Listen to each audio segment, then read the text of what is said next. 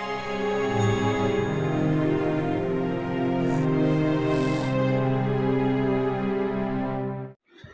दोस्तों, welcome to my YouTube channel RSC English. I am Anjali Dubey and how are you walls. I hope कि आप सब अच्छे होंगे।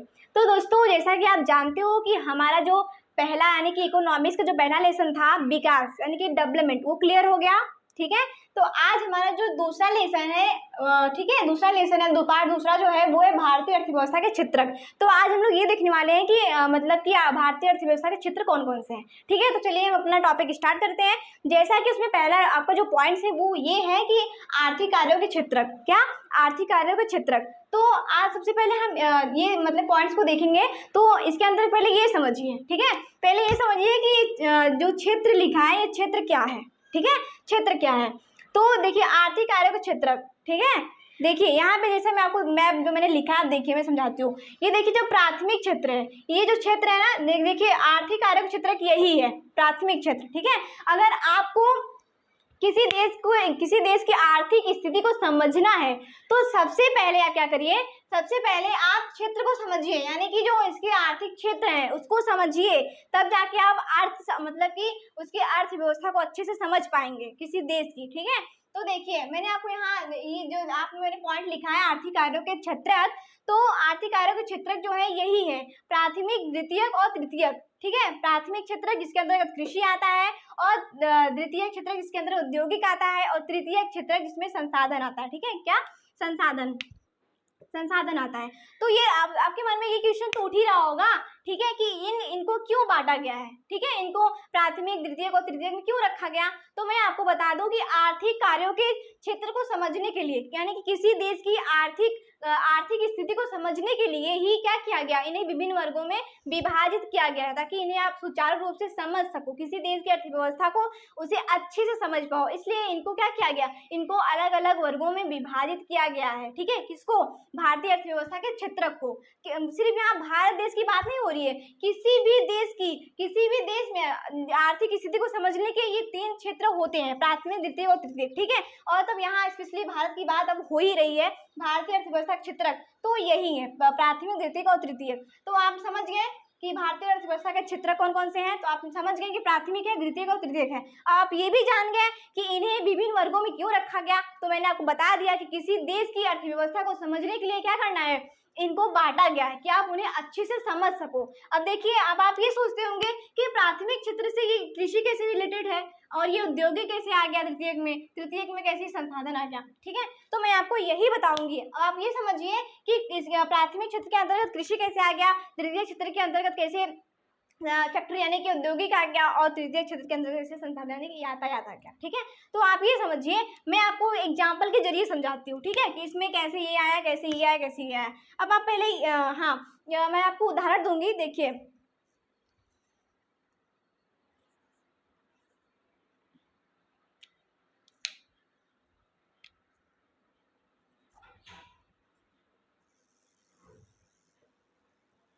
ठीक है, देखिए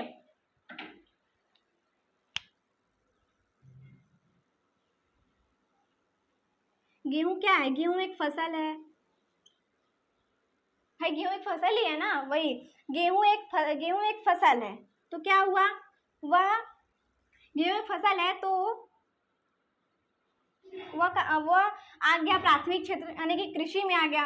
भाई जब गेहूं फसल है तो कृषि में ही आएगा ना, और कृषि किस में है, प्राथमिक क्षेत्र में है। तो क्या हुआ, गेहूं फसल है तो वह कृषि क्षेत्र में आया, यानी कि प्राथमिक क्षेत्र के अंतर्गत कृषि क्षेत्र में आया। ठीक है, कृषि क्षेत्र में आया।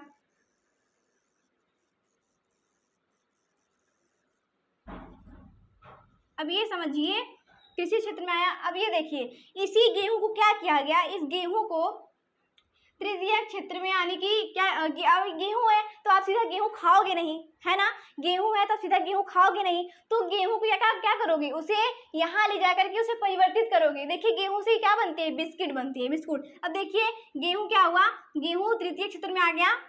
ठीक है, गेहूं यहाँ यानी कि फैक्ट्री में आ गया, औद्योगिक में। ठीक है, फैक्ट्री में आया, यानी कि उद्योग तृतीय क्षेत्र में आया, और यहाँ आके क्या बना, बिस्किट बना। क्या? ठीक है, बिस्कुट क्या बना, बिस्कुट बना। ठीक है। अब क्या हुआ, अब इसी जो ये जो बिस्कुट है ये क्या किया गया, इसे कहाँ, इसे विभिन्न स्थानों में, क्या, विभिन्न स्थानों में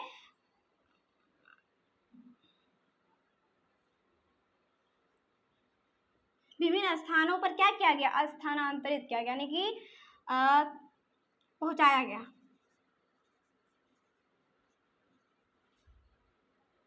ठीक है, समझ गए आप। देखिए बात समझिए कि मैं आपको ये बता रही हूँ कि प्राथमिक क्षेत्र में कृषि कैसे है, मतलब कृषि कैसे, ये सब आपस में एक दूसरे से जुड़े कैसे हैं, ये कृषि औद्योगिक संसाधन। देखिए देखिए यहाँ पे उदाहरण मैंने दिया कि गेहूं क्या है, गेहूं एक फसल है, तो कहाँ आ गया, वो कृषि में यानी कि प्राथमिक क्षेत्र में आया। ठीक है, अब गेहूं को डायरेक्ट आप खाओगे नहीं, तो उसे परिवर्तित यानी उससे बिस्कुट बनाने के लिए, कुछ भी बनाने के लिए कहाँ ले जाओगे, फैक्ट्री में ले जाओगे, यानी कि द्वितीय क्षेत्र में आ गया, औद्योगिक में, हाँ उद्योगों में ले जाओगे, फिर वो परिवर्तित होगा, फिर इन सबको अलग अलग स्थानों पे तो पहुंचाना है, तो वो पहुंचाने का काम कौन कर रहा है, संसाधन कर रहा है, कौन, ये तृतीय क्षेत्र कर रहा है। तो आप समझ गए कि ये आपस में एक दूसरे से कैसे जुड़े हुए हैं, कृषि औद्योगिक संसाधन एक दूसरे से कैसे जुड़े हुए हैं, समझ गए ना आप, क्लियर हुआ ये कि किस तरीके से आपस में जुड़े हुए हैं। अब देखते हैं हम प्राथमिक क्षेत्र को। अभी तो मैंने ये बताया कि ये सब आपस में जुड़े कैसे हैं, अब आप ये समझिए कि ये प्राथमिक क्षेत्र क्या है।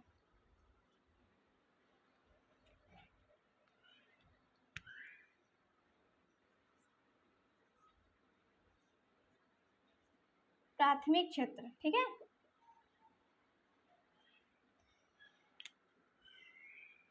देखिए ये प्राथमिक क्षेत्र क्या है, जब हम प्राकृतिक संसाधनों का उपयोग करते हैं, ठीक है, जब हम प्राकृतिक संसाधनों का उपयोग करके किसी वस्तु का उत्पादन करते हैं तो उसे हम क्या कहते हैं, उसे हम प्राथमिक यानी कि उसे हम प्राथमिक क्षेत्र की गतिविधियां कहते हैं। ठीक है, जब हम यानी कि जब हम प्राकृतिक उत्पादों का उपयोग करके जब हम वस्तुओं क्या करते हैं, परिवर्तित करते हैं। ठीक है, ये हम कह रहे हैं जब हम प्राकृतिक संसाधनों का उपयोग करके किसी वस्तु का उत्पादन करते हैं, यानी कि जो प्राकृतिक संसाधन हुई हमने क्या किया, उसे उत्पादन किया, और उत्पादन करने की जो गतिविधि हुई वो प्राथमिक क्षेत्र में आया। ठीक है, यानी कृषि में आया। ठीक है, तो ये देख लीजिए, इसे प्राथमिक क्षेत्र की क्या, इसे प्राथमिक क्षेत्र की गतिविधि कहा जाएगा। ठीक है, इसे प्राथमिक क्षेत्र की गतिविधि कहा जाएगा क्योंकि यह उन सभी वस्तुओं का स्रोत है जिन्हें हम उत्पादित यानी जिन्हें हम निर्मित करते हैं। ठीक है, जिन्हें हम निर्मित करते हैं, यानी क्यों समझिए, जो भी प्राकृतिक मतलब जो भी उत्पादन होता है वो यानी कि वो प्राथमिक क्षेत्र के अंतर्गत आता है। ठीक है, यानी कि प्राथमिक क्षेत्र के अंतर्गत, यानी कि यहाँ जैसे आप देख रहे हो कृषि, आप इतना समझिए कि इसमें क्या होता है, इसमें जो भी चीजें उत्पादित होती है उनकी जो गतिविधियां होती है उन्हीं को प्राथमिक क्षेत्र कहा जाता है। क्लियर हुआ कि प्राथमिक क्षेत्र क्या है। अब देखिए द्वितीय क्षेत्र को देखते हैं।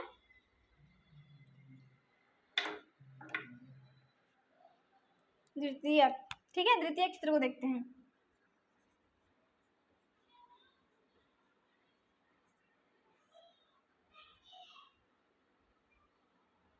द्वितीय क्षेत्र, अभी समझिए कि ये, ठीक है, ये आपने इस प्राथमिक क्षेत्र को समझ लिया। आप देखिए द्वितीय क्षेत्र क्या है। ठीक है, तो मैं आपको बता दूं कि मैंने आपको बताया कि प्राथमिक क्षेत्र में क्या हुआ, उस वस्तुओं का उत्पादन हुआ। ठीक है, वस्तुओं का उत्पादन हुआ, अब उन वस्तुओं को कहाँ लाया जाएगा, फैक्ट्री में लाया जाएगा, यानी कि द्वितीय क्षेत्र में लाया जाएगा। तो यहाँ पे जब उसे लाया जाएगा तो उसे परिवर्तित किया जाएगा, यानी कि उसे उपयोगी वस्तु बनाया जाएगा। ठीक है, यानी जैसे गेहूं हुआ, तो मैंने गेहूं देखा, उसका उत्पादन हुआ प्राथमिक क्षेत्र में, उसे ला के कहाँ बिस्कुट बनाया गया, द्वितीय क्षेत्र में, यानी कि उद्योगों में। ठीक है, फैक्ट्री में, तो समझिए वो द्वितीय क्षेत्र में। तो यही कह रहा है कि ये जो क्षेत्र है आपका, यानी कि जो द्वितीय क्षेत्र है, यहाँ क्या होता है, यहाँ जो प्राथमिक क्षेत्र के द्वारा जो भी चीजें उत्पादित होती हैं उन्हें यहाँ द्वितीय क्षेत्र में लाके परिवर्तित किया जाता है, यानी कि उद्योगों में लाके उन्हें अपने मतलब उपयोगी वस्तु के बल में बनाया जाता है। ठीक है, तो ये इसका कार्य है, इसका यही कार्य है कि यहाँ पे जो प्राथमिक क्षेत्र द्वारा जो भी चीजें उत्पादित हैं उन्हें यहाँ लाके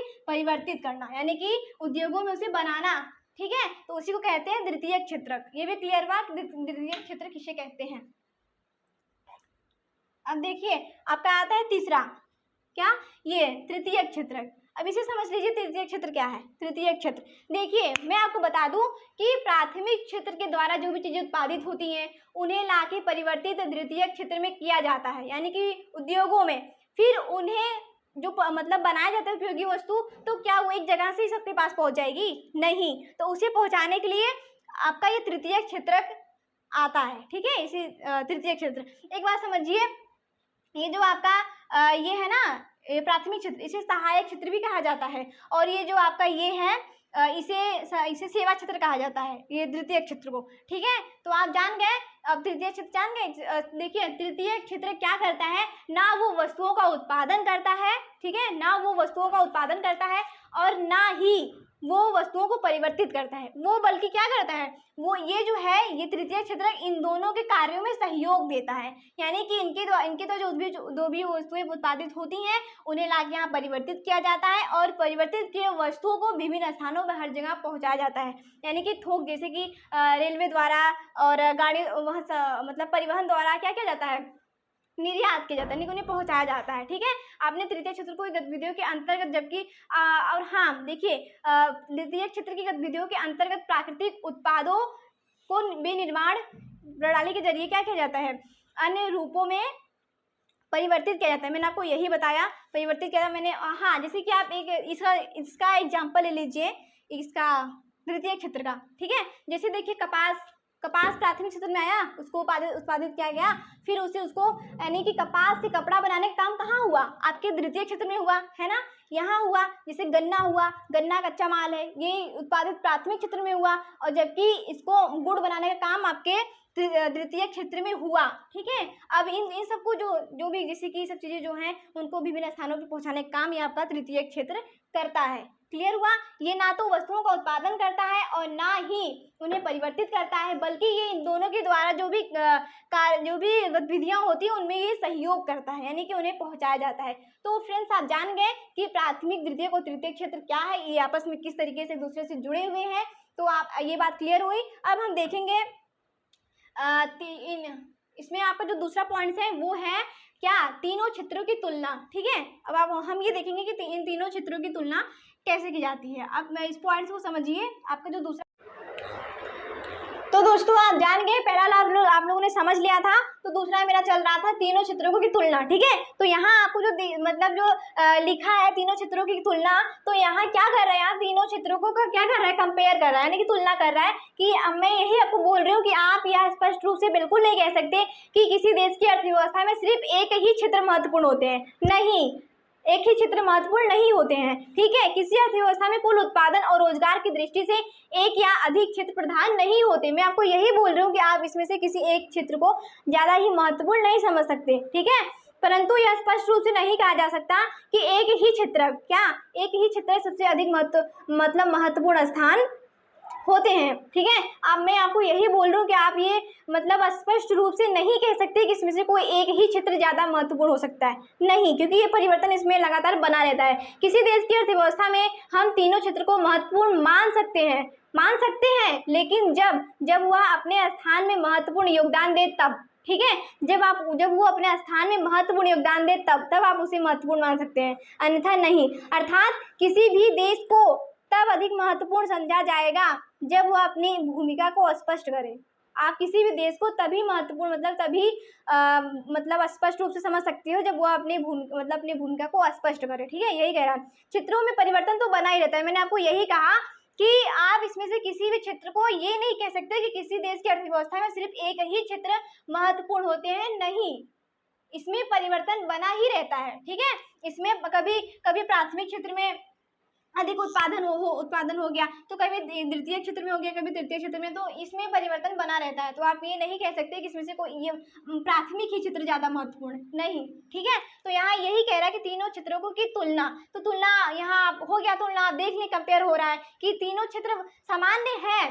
ठीक है, लेकिन इसमें विशेषता तब आएगी जब ये अपने स्थान में महत्वपूर्ण भूमिका को अदा करेंगे, तब जब जैसे कि देखिए क्या हुआ, ये देखिए, जैसे कि प्राथमिक क्षेत्र में अधिक उत्पादन हुआ, तब आप ये कह सकते हो कि हाँ ये इस टाइम ये अपनी भूमिका को अदा कर रहा है, जैसे कि इसमें अधिक उत्पादन हुआ तब आप इसे विशेष दर्जा दे सकते हो, अन्यथा आप ये नहीं कह सकते कि यही क्षेत्र ज्यादा इंपॉर्टेंट है, ज्यादा किसी देश की अर्थव्यवस्था के लिए ज्यादा महत्वपूर्ण है, नहीं। ठीक है, तब आपका जो चौथा पॉइंट है वो ये है, भारत में प्राथमिक, द्वितीयक और तृतीयक क्षेत्र। अब देखिए भारत की बात आ गई, भारत में प्राथमिक और द्वितीयक क्षेत्र क्या है। अब देखिए भारत की बात आ गई। अब देखिए आपका जो तीसरा पॉइंट है वो ये है,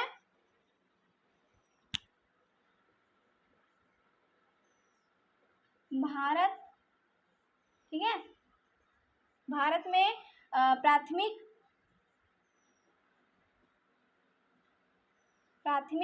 और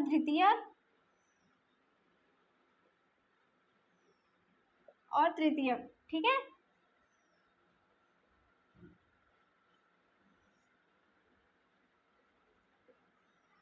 यहाँ क्या दिया है, भारत में प्राथमिक, द्वितीयक और तृतीयक क्षेत्र। अब यहाँ सिर्फ और सिर्फ भारत में तीनों क्षेत्रों की बात हो रही है, ठीक है। देखिए वर्ष 1973-74 और 2013-14 के बीच यानी कि 40 वर्षों में सभी क्षेत्रकों में उत्पादन में वृद्धि हुई, ठीक है। यानी कि जो आपका डेट बता रहा है 73-74 और 13-14, उसमें क्या था, उसमें ये था कि इन तीनों क्षेत्रों में क्या हुआ, समान वृद्धि हुई थी, ठीक है। परंतु ऐसे देखिए 40 वर्षों में इसमें अधिक वृद्धि, 40 वर्षों में इन तीनों क्षेत्रों में समान वृद्धि हुई थी, परंतु सबसे अधिक तृतीय क्षेत्र में हुई थी, ठीक है, सबसे अधिक तृतीय क्षेत्र में हुई थी। अब 2013-14 में भारत में तृतीय क्षेत्र सबसे बड़े मतलब उत्पादन के रूप में उभरा था। यानी कि जो अगर मैं अपडेट देखिए 2013-14 की, तो उसमें इन तीनों क्षेत्रों में वृद्धि तो हुई थी, लेकिन सबसे अधिक वृद्धि इसमें हुई थी आपके तृतीय क्षेत्र में, ठीक है। यानी कि उस समय ये सबसे उत्पादन के दृष्टि से सबसे बड़े क्षेत्र के रूप में उभरा हुआ था तृतीय क्षेत्र, ठीक है। तो ये हुआ। अब आप ये सोचेंगे कि उस मतलब 13-14 में मतलब कि अधिक उत्पादन के रूप में कैसे उभरा था, ठीक है। तो ये देखिए क्योंकि इसे बुनियादी सेवा कहा जाता है। क्या, इसे बुनियादी सेवा कहा जाता है। अभी समझिए कि बुनियादी क्या है, तो जो भी चीजें आपको स्टार्टिंग से ही प्राप्त हो गई हो उसे आप बुनियादी चीज कह सकते हो। जैसे कि आपकी मौलिक अधिकार हो गए, ठीक है, तो जैसे कि उसे कहा जाता है मौलिक अधिकार, वो आपको जन्म से ही प्राप्त है, तो बस उसी को बुनियादी कहा जाता है, ठीक है। तो देखिए इसे सेवा क्षेत्र यानी कि इसे बुनियादी सेवा कहा जाता है। अब ये समझो कि बुनियादी सेवा कैसे हुआ ये, तो देखिए अगर आपको कहीं जाना है तो आपको संसाधन की यानी यातायात की आवश्यकता होगी। आप कहीं भी जाओ, आप पैदल तो जा नहीं सकते, तो आपको तृतीय क्षेत्र की आवश्यकता होगी। तो इसीलिए कह रहा है कि तृतीय क्षेत्र इसे बुनियादी सेवा भी कहा जाता है। तो इसीलिए क्या था, इसीलिए ये 13-14 में सबसे अधिक उत्पादन के रूप में उभरा हुआ था तृतीय क्षेत्र, ठीक है। अभी क्लियर हुआ। देखिए अब 2013 में आपका प्राथमिक क्षेत्र अधिक उत्पादन के दृष्टि से आगे था, और 2013-14 में आपका ये था। तो मैंने आपको पहले ही कहा, तो जब वहाँ हेडिंग था दूसरा की तुलना में इन तीनों क्षेत्रों की तुलनाएं की जा रही थी, तो मैंने आपको पहले ही कहा कि आप स्पष्ट रूप से ये नहीं कह सकते कि कोई एक ही क्षेत्र महत्वपूर्ण होता है, नहीं। इसमें डेट के अनुसार मतलब कभी इसमें अधिक उत्पादन तो कभी इसमें होता रहता है, ठीक है। क्लियर हुआ आपका ये भी पॉइंट। देखिए भारत में प्राथमिक, द्वितीयक और तृतीयक क्षेत्र, ठीक है। आपका ये जो पॉइंट्स है ये भी क्लियर हुआ, भारत में तृतीयक और द्वितीयक क्षेत्र। अब आपका पॉइंट नंबर जो है वो ये है आपका पॉइंट नंबर 4। अब हम पॉइंट नंबर 4 को देखते हैं।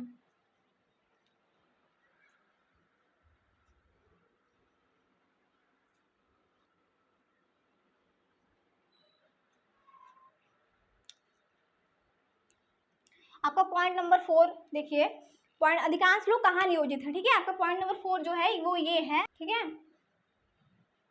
पॉइंट नंबर 4 है कि अधिकांश लोग कहाँ नियोजित हैं। तो ये समझिए यहाँ नियोजित मतलब नियोजित से क्या तात्पर्य है, ठीक है। ये आप लोग को नया शब्द लगता होगा कि नियोजित से क्या तात्पर्य है। तो नियोजित मतलब ये है कार्यरत, कि अधिकांश लोग कहाँ पे मतलब कार्यरत हैं। इन तीनों क्षेत्रों की बात हो रही है कि अधिकांश लोग मतलब इन तीनों क्षेत्र में अधिकांश लोग कहाँ नियोजित है, किस क्षेत्र में, प्राथमिक या द्वितीयक में या तृतीयक में। तो मैं आपको बता दूं कि कृषि यानी कि प्रारंभिक क्षेत्र यानी कि प्राथमिक क्षेत्र में जिनके पास कोई रोजगार नहीं है वह व्यक्ति भी प्राथमिक क्षेत्र में कार्यरत है, ठीक है। जिनके पास कोई रोजगार नहीं वो व्यक्ति भी प्राथमिक क्षेत्र में कार्यरत है। देश में आधी से अधिक जो श्रमिक हैं वो प्राथमिक क्षेत्र में ही लगे हुए हैं। कहाँ, प्राथमिक क्षेत्र में ही लगे हुए हैं, यानी कि प्राथमिक मुख्यतः कृषि क्षेत्र में काम कर रहे हैं, जिनका सकल घरेलू उत्पाद में योगदान लगभग 1/6 यानी कि छठा भाग है, ठीक है। तो यही कह रहा है। देखिए यहाँ आप नियोजित की बात कर रहे हो, तो मैंने आपको बता दिया कि अधिकांश लोग कृषि क्षेत्र में यानी कि यहाँ नियोजित है। जिनके पास कोई रोजगार नहीं है वो व्यक्ति भी प्राथमिक क्षेत्र में कार्यरत है, ठीक है। वो व्यक्ति भी प्राथमिक क्षेत्र में कार्यरत है जिनके पास, यानी कि यूँ समझिए कि देश के आधी से अधिक श्रमिक जो अधिकांश श्रमिक जो है वो प्राथमिक क्षेत्र में कार्यरत हैं, ठीक है। तो आपने ये समझ लिया कि नियोजित का मतलब क्या हुआ, कार्यरत, जहाँ पे वो लगे हुए व्यक्ति, ठीक है। ये आपको समझ में आ गया। और मैंने आपको बता दिया कि अधिकांश लोग कहाँ नियोजित है, प्राथमिक क्षेत्र में। तो ये समझिए, और प्राथमिक क्षेत्र का जो क्या है, यानी कि सकल घरेलू उत्पाद, सकल यानी कि किसी देश की सकल घरेलू उत्पाद में, यानी कि भारत की जो सकल घरेलू उत्पाद है उसमें इसका क्या है, इसका जो योगदान है वो 1/6 यानी कि 1/6 यानी कि 6वां भाग है इसका प्राथमिक क्षेत्र का। ठीक है, तो आपने समझ लिया है कि अधिकांश लोग कहाँ नियोजित है, प्राथमिक क्षेत्र में। देखिए अब आप ये समझते होंगे कि इसका द्वितीयक और तृतीयक क्षेत्र का यानी सकल घरेलू उत्पाद में कितना योगदान है। तो मैं आपको बता दूं किसी तुलना में द्वितीयक और तृतीयक क्षेत्र, ठीक है, द्वितीयक और तृतीयक क्षेत्र का सकल घरेलू उत्पाद में भी बाकी हिस्सा है। ठीक है, बाकी हिस्सा है, परंतु क्या, देखिए बाकी हिस्सा है परंतु ये क्षेत्र जो है कम लोगों को रोजगार देते हैं। ठीक है, ये व्यक्ति क्या है, कम लोगों को रोजगार देते हैं, ये द्वितीयक और तृतीयक क्षेत्र। अब ये समझिए कि द्वितीयक और तृतीयक क्षेत्र कम लोगों को रोजगार कैसे दे रहे हैं। ठीक है, कैसे दे रहे हैं, तो देखिए रोजगार प्रदान करते हैं, कम रोजगार देते हैं, तो इसका मतलब तो यही हुआ। ठीक है, इसका मतलब है यानी कम लोगों को रोजगार प्रदान करते हैं। कृषि, इसका अर्थ यह कि कृषि क्षेत्र में लगे जो श्रमिक हैं वो अपनी क्षमता से कम उत्पादन कर रहे हैं। मैंने आपको पहले ही बताया कि ये जो क्षेत्र है आपस में दूसरे से जुड़े हुए हैं। अब देखिए जब प्राथमिक क्षेत्र मतलब डेवलप करेगा तो इससे द्वितीयक और तृतीयक क्षेत्र भी विकास की ओर मतलब अग्रसित होगा। ठीक है, तो यहाँ क्या हुआ, यहाँ आधे से अधिक श्रमिक लगे हुए हैं परंतु वो अपनी क्षमता के अनुसार काम नहीं कर रहे हैं, वो अपनी क्षमता से अनुसार काम नहीं कर रहे हैं। अगर वो काम करते तो आज द्वितीयक और तृतीय क्षेत्र में भी क्या होता, रोजगार होती। ठीक है, रोजगारी होती, बस यही कह रहा है। अब देखिए जैसे मान लीजिए कि अब ये समझिए, आप कैसे समझोगे कि प्राथमिक क्षेत्र में जो व्यक्ति लगे हैं वो अपनी मतलब कि क्षमता से कम काम कैसे कर रहे हैं। तो मैं आपको बता देती हूँ एक उदाहरण के जरिए। देखिए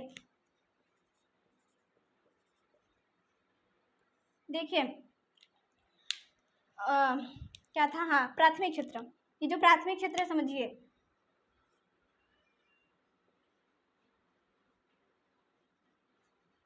ठीक है, प्राथमिक क्षेत्र देखिए यानी कि कृषि, जिसे कृषि कहा जाता है, प्राथमिक क्षेत्र हुआ। अब यहाँ पे देखिए, यहाँ पे कितने व्यक्ति कार्य थे, मान लीजिए कि यहाँ पे 1000, ठीक है, 1000 व्यक्ति कार्य थे, कहाँ, प्राथमिक क्षेत्र में। ठीक है,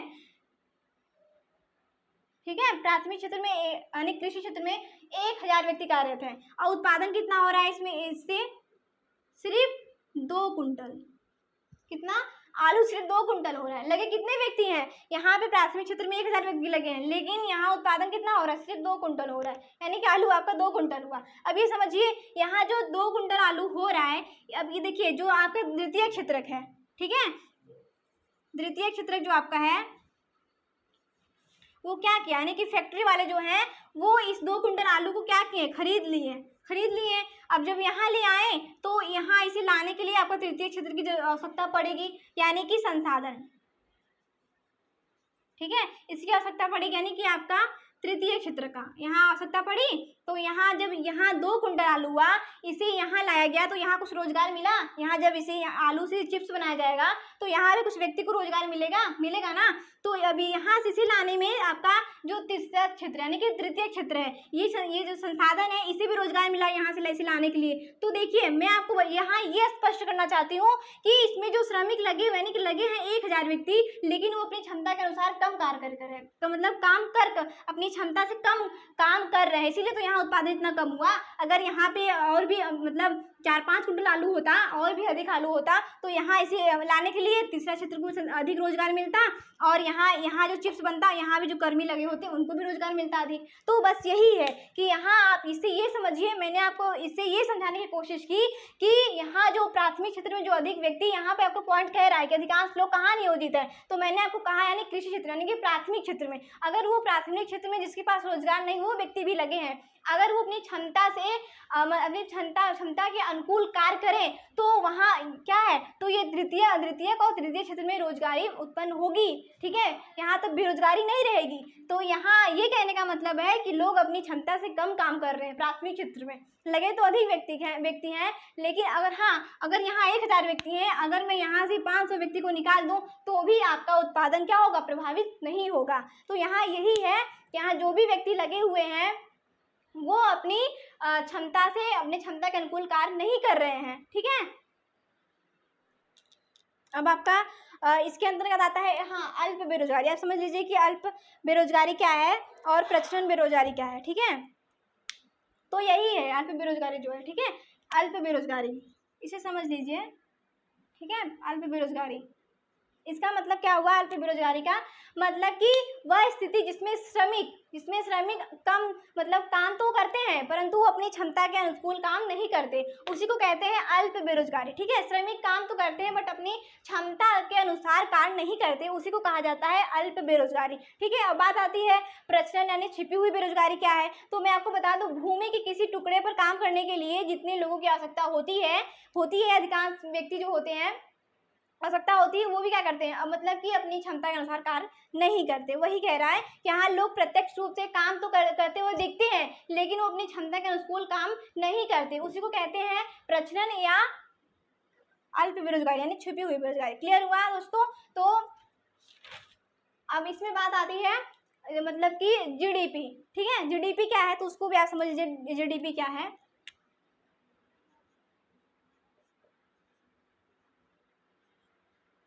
ठीक है, जीडीपी यानी कि इसे कहा जाता है सकल घरेलू उत्पाद। ठीक है, देखिए जीडीपी को ही क्या कहा जाता है, सकल घरेलू उत्पाद कहा जाता है। ठीक है, इसे जीडीपी को ही सकल घरेलू उत्पाद कहा जाता है। ये समझिए कि अर्थात सकल घरेलू उत्पाद को ही जीडीपी कहा जाता है। ठीक है, देखिए जीडीपी आप ये समझिए जीडीपी क्या है, आप ये समझिए कि ये जीडीपी क्या है। तो मैं आपको बता दूं कि किसी देश में, ठीक है, किसी देश में अर्थव्यवस्था की ये जो जीडीपी होता है ना, ये किसी देश की अर्थव्यवस्था की विशालता को क्या करता है, प्रदर्शित करता है जीडीपी। ठीक है, उसी को कहते हैं किसी देश की अर्थव्यवस्था में, किसी देश की अर्थव्यवस्था में क्या है उत्पादित, देखिए किसी देश की अर्थव्यवस्था में एक वर्ष में जितनी भी वस्तुएं उत्पादित होती हैं, ठीक है, उस क्षेत्र को द्वारा यानी कि ये जो क्षेत्र आपके प्राथमिक द्वितीय क्षेत्र, ये कह रहा है कि मैं आपको बता दूं कि जीडीपी यानी कि जीडीपी को हिंदी में सकल घरेलू उत्पाद कहते हैं। अब ये समझिए कि जीडीपी क्या है, तो मैंने आपको बता दिया कि जीडीपी क्या है, यानी जीडीपी जो है वो किसी देश की अर्थव्यवस्था की विशालता को प्रदर्शित करता है। ठीक है, किसी देश की अर्थव्यवस्था को प्रदर्शित करता है। कौन, देखिए यहाँ पे क्या दिया है जीडीपी। ठीक है, तो मैंने आपको बता दिया जीडीपी। देखिए जीडीपी आपको मतलब कि कंफ्यूज होने की जरूरत नहीं है कि हिंदी में क्या है इंग्लिश में क्या है, नहीं, जीडीपी को ही सकल घरेलू उत्पाद कहा जाता है। ठीक है, यानी कि इसे हिंदी में सकल घरेलू उत्पाद कहा जाता है जीडीपी को। अभी समझिए जीडीपी क्या है, तो किसी देश की अर्थव्यवस्था को जीडीपी क्या करता है, उसे प्रदर्शित करता है, यानी कि जीडीपी किसी देश की अर्थव्यवस्था की विशालता को व्यक्त करता है, यानी कि बताता है कि इस देश की अर्थव्यवस्था कैसी यानी किस कंडीशन पर है। ठीक है, तो ये जीडीपी का कार्य है बताना। देखिए अब देखिए जीडीपी का जो फुल फॉर्म होता है ग्रोसेस एंड डोमेस्टिक प्रोडक्ट। ठीक है, ये जीडीपी का फुल फॉर्म हुआ। ठीक है, आप समझ गए। अब ये देखिए जीडीपी मतलब किसी देश में क्या कह रहा है, जीडीपी किसी देश की अर्थव्यवस्था में, जैसे कि देखिए इन जो क्षेत्र है आपका प्राथमिक द्वितीयक और तृतीयक, इन क्षेत्रों को द्वारा जितना भी एक साल में, अब एक बार समझिए कि एक साल की गणना कैसे होती है। ठीक है, देखिए 31 यानी कि 31 मार्च, ठीक है, 31 यानी कि 1 अप्रैल से लेके 31 मार्च को हम क्या कहते हैं, एक साल करते हैं। 31 वही ऐसे ही गणना होती है एक साल की। अब देखिए यानी कि एक साल में इस प्राथमिक द्वितीयक और तृतीयक क्षेत्र में कितना उत्पादन हुआ। ठीक है, कितना उत्पादन हुआ, तो इसका जो गणना की जाती है, यानी कि वर्ष के लास्ट में क्या होता है, इन तीनों क्षेत्रों को द्वारा जितनी भी उत्पादन हुई होती है इसकी उत्पादन की गणना की जाती है, तो उसी को ही क्या कहा जाता है, उसी को ही कहा जाता है जीडीपी। यानी कि क्या कहते हैं, किसी देश की अर्थव्यवस्था में एक वर्ष में तीनों क्षेत्र को द्वारा उत्पादित अंतिम वस्तु, मैंने कहा ना कि तीनों क्षेत्र को द्वारा जो भी वस्तु उत्पादित होती है, वस्तु तथा सेवाओं का जोड़ यानी जो काउंटिंग किया जाता है, इन तीनों क्षेत्रों द्वारा जो वर्ष में इनके अंतिम उत्पाद होते हैं उनको काउंटिंग किया जाता है, उनकी गिनती इन्हें जोड़ा जाता है और उसी को ही क्या कहा जाता है, उसी को ही जीडीपी कहा जाता है। ठीक है, कि यानी कि प्राथमिक द्वितीयक और तृतीय क्षेत्र में एक साल में कितने उत्पादन हुए हैं, तो उन्हीं को काउंट यानी कि जोड़ा जाता है, तो उसी को ही जीडीपी कहा जाता है। जैसे आप सब जैसे कि समझिए मैं एग्जाम्पल दूं, जैसे कि आप सब एक साल मेहनत करते हैं, फिर 10 का एक परीक्षा देते हैं, यानी कि 10 का एग्जाम देते हैं, तो आपको परिणाम यानी कि आपने एक वर्ष में कितना मेहनत किया उसका जो परिणाम होता है वो आपको आपके रिजल्ट में दिखता है। तो वही बात कह रहा है कि एक साल में कितना इन तीनों क्षेत्रों के द्वारा उत्पादन हुआ।